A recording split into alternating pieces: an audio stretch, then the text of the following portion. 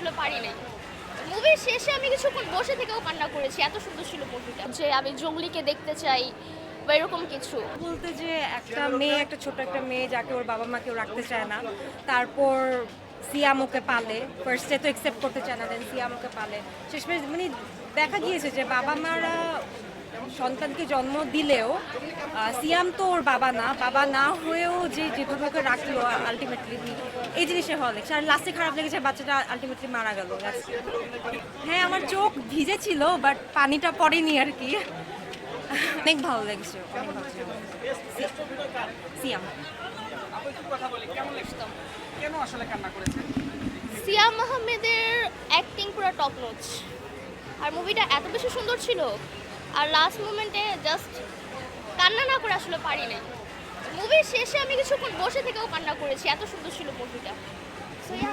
Box আনতে ভুলে গিয়েছেন? হ্যাঁ, বাট মুভিটা অনেক সুন্দর ছিল, ফার্স্ট টু লাস্ট। আসলে বোর হওয়ার কোনো সুযোগ নেই, মুভিটা সুন্দর ছিল। সে মুভিটা শেষ দিকে অনেক ইমোশনাল ছিল, সো কান্না আসলে চলেই আসে ওইভাবে দেখতে গেলে। সো দিন হচ্ছে পাখি অসুস্থ হয়ে যায় অ্যান্ড ও যে আইসিইউর মধ্যে থাকে অ্যান্ড ও বারবার বলতেছিল যে আমি জঙ্গলিকে দেখতে চাই বা এরকম কিছু। আর যখন সিয়াম আহমেদ পাখির কাছে পৌঁছায় ওই মোমেন্টে যে একটা কবিতা বলে জনি জনি ইয়েস পাপা, ওই সিনটা ভাই পুরো নেক্সট লেভেল ছিল। অ্যান্ড এগুলো নিয়ে কোনো টেনশন না, বাট ফ্যাক্ট হচ্ছে মুভি আসলে সুন্দর ছিল, ইমোশনাল ছিল, আর ওভারঅল কথা অনেক সুন্দর ছিল। দিঘির অভিনয় বলতে দিঘিকে তো বেশি সময় আসলে দেখি নাই আমরা, সো আসলে ভাইয়া এইটা নিয়ে আমার আসলে কোনো মন্তব্য নাই।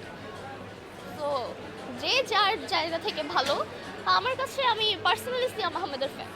সিয়ামকে 10-এর মধ্যে যদি জঙ্গলি মুভি বলি তাহলে 10-এর মধ্যে 10ই দেওয়া উচিত অ্যাকচুয়ালি। অবভিয়াসলি হ্যাঁ, সিনেমা দেখতে চাই।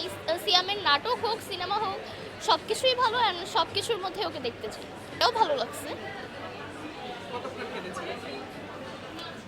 কেঁদেছিলাম হচ্ছে পাখি অসুস্থ হয়ে যাওয়ার পর, মানে ওকে হসপিটালে যে যখন অ্যাডমিট করে ওই টাইম থেকে কান্না করা যে শুরু করছি। মুভি শেষ হয়ে গেছে, শেষ হয়ে যাওয়ার পরও কিছুক্ষণ বসে থেকে কান্না করেছি। সিনেমাটা দেখে কাকে মিস করছেন? সিনেমা দেখে মিস তো কাউকে করিনি। আমি অতটা সিনেমা ফ্রেক পার্সন না, বাট ওই পার্সপেক্টিভে দেখতে গেলে আজকের মুভিটা অনেক ভালো লাগছে আমার। আমি এটাই বলবো ওভারঅল আজকের মুভিটা বেস্ট আমার কাছে।